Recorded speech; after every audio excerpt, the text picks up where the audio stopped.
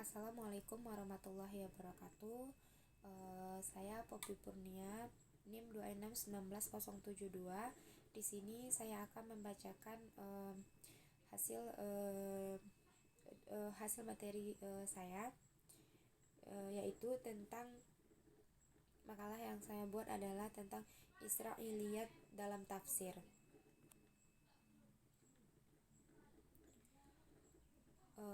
Yang pertama, pengertian Israiliyat dan riwayat palsu serta perbedaannya. A. Pengertian Israiliyat. Menurut bahasa, kata Israiliyat adalah bentuk jamak dari kata Israliyah dan kata Israliyat, yakni bentuk kata yang dinisbahkan pada kata Israel yang berasal dari bahasa Ibrani. Isra berarti hamba dan Il berarti Tuhan. Jadi Israel adalah hamba Tuhan. Israel berkaitan erat dengan Nabi Yakub dan Ishak bin Ibrahim alaihissalam, di mana keturunan beliau yang berjumlah 12 disebut Bani Israel. Di dalam Al-Quran banyak disebut tentang Bani Israel yang dinasbahkan kepada Yahudi. Misalnya firman Allah dalam surah Al-Maidah 78, Al-Isra ayat 4, An-Naml ayat 76.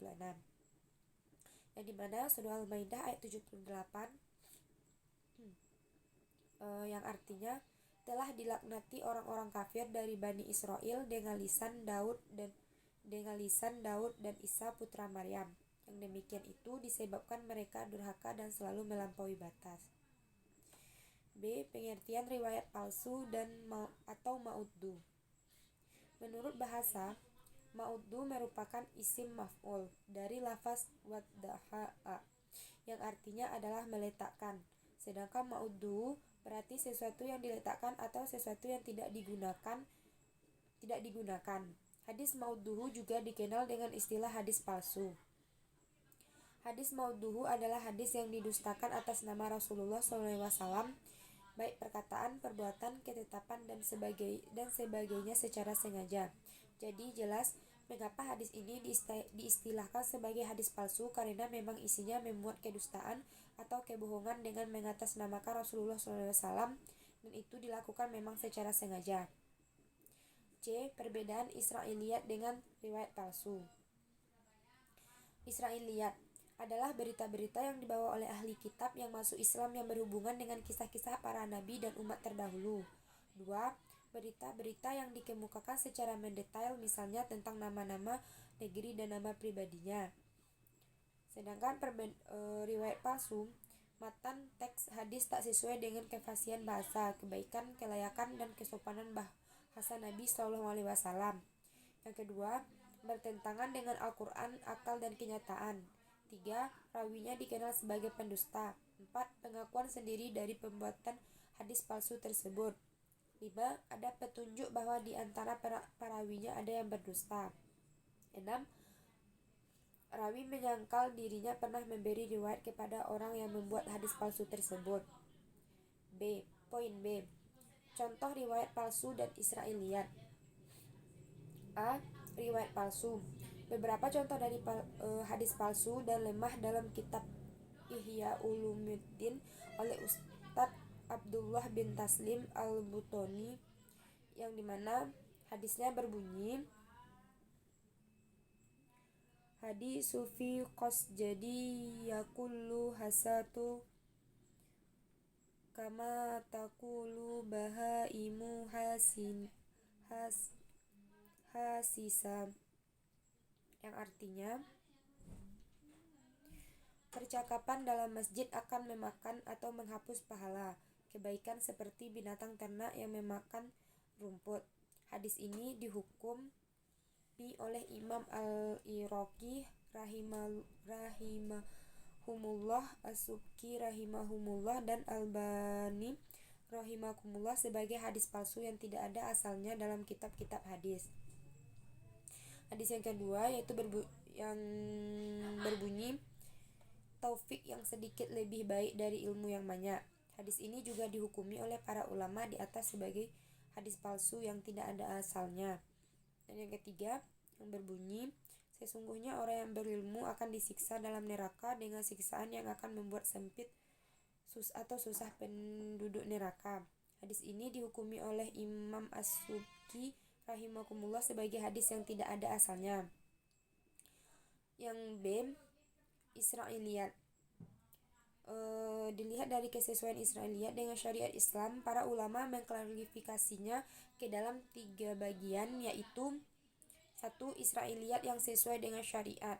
Contohnya adalah sebagaimana yang telah diriwayatkan oleh Imam Bukhari dan Muslim.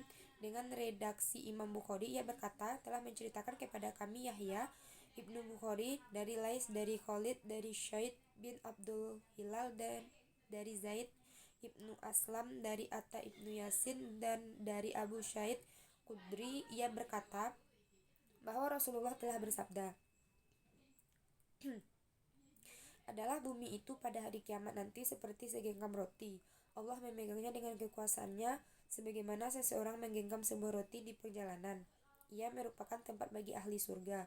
Kemudian datanglah seseorang lelaki dari Yahudi berkata, semoga Allah mengagungkan engkau wahai Abu Al-Qasim. Tidaklah aku ingin menceritakan kepadamu tempat ahli surga pada hari kiamat nanti.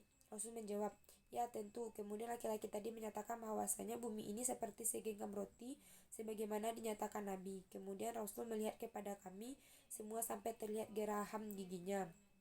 Dari pernyataan Nabi di atas dapat diambil benang merah bahwa dari kisah yang sahih dan benar yang tentunya sejalan dengan kandungan isi Al-Quran serta akal sehat, maka hukumnya diperbolehkan untuk meriwayatkannya, diperbolehkan juga untuk menjadikan hal itu sebagai hujjah.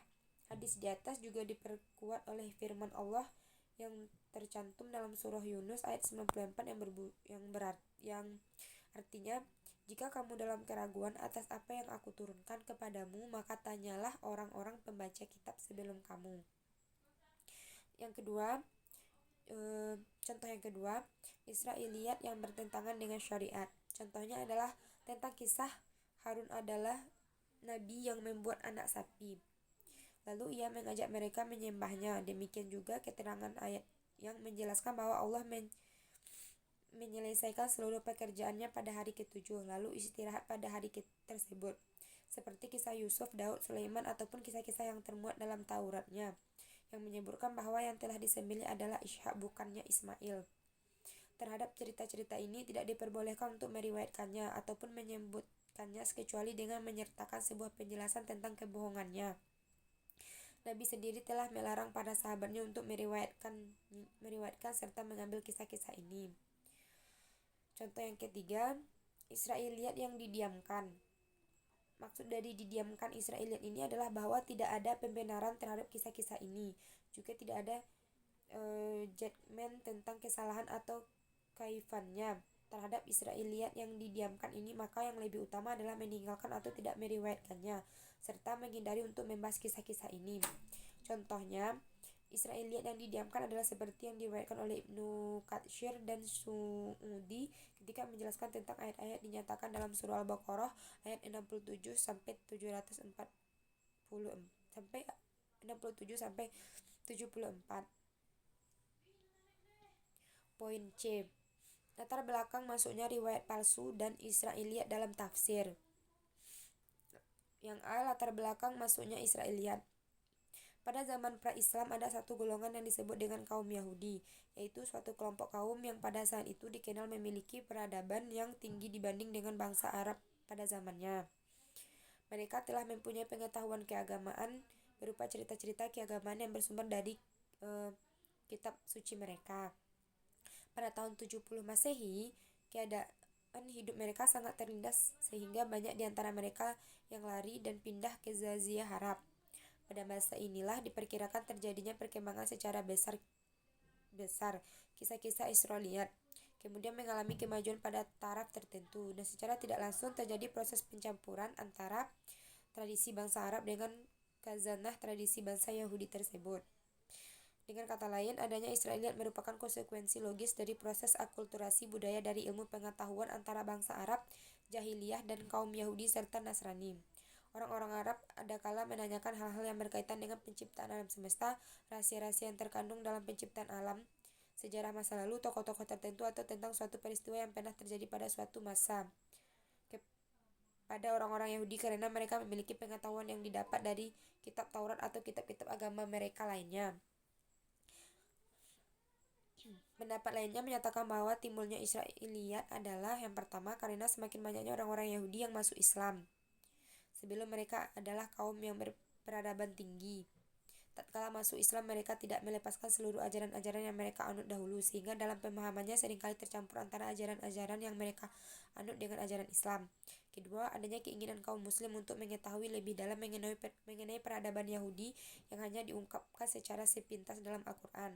Yang ketiga, adanya ulama Yahudi yang masuk Islam, yang dipandang sebagai indikasi bahwa kisah Israiliyat ini masuk ke Islam sejak masa sahabat. Dan yang B, latar belakang masuknya riwayat palsu. Mengenal awal mula munculnya hadis palsu, terdapat beberapa pendapat di kalangan para ahli hadis. Ada yang berpendapat bahwa hadis palsu yang beredar di tengah-tengah umat Islam sudah muncul sejak masa Rasulullah SAW. Salah seorang ahli hadis yang berpendapat seperti itu adalah Ahmad Amin dalam Fajrul Islam. Namun, mayoritas ahli hadis berpendapat bahwa hadis palsu mulai bermunculan di era kepemimpinan Khalifah Ali bin Abi Thalib. Pakar hadis seperti Dr. Mustafa Sibai, Dr. Umar Falatah, dan Dr. Umar Abdul Somad meyakinkan bahwa pemalsuan hadis bermula dari terjadinya fitnah pembunuhan Khalifah Utsman, fitnah terhadap Ali dan Muawiyah, dan munculnya ke kelompok-kelompok sekte setelah itu. Peristiwa itu berkisar pada 35 Hijriah hingga 60 Hijriah. Ahli hadis terkemuka Muhammad Nasruddin Al-Albani dalam Silsilatul Ahadits Adawiyah wal Maudhu'ah wal Ad-Surasi Filmu mengungkap bahwa hadis-hadis lemah dan palsu bermunculan sejak abad pertama Hijriah. Salah satu di antara sederetan musibah atau fitnah besar yang pernah menimpa umat Islam sejak abad pertama Hijriah adalah tersebarnya hadis-hadis dhaif dan maudhu di kalangan umat, ujar Albani dalam Muqaddimah kitabnya. Menurut Albani, musibah dan fitnah besar berupa hadis lemah dan palsu telah menimpa para ulama, kecuali sederetan pakar hadis dan kritikus yang dikehendaki Allah seperti Imam Ahmad, Bukhari, Ibnu Mu'in,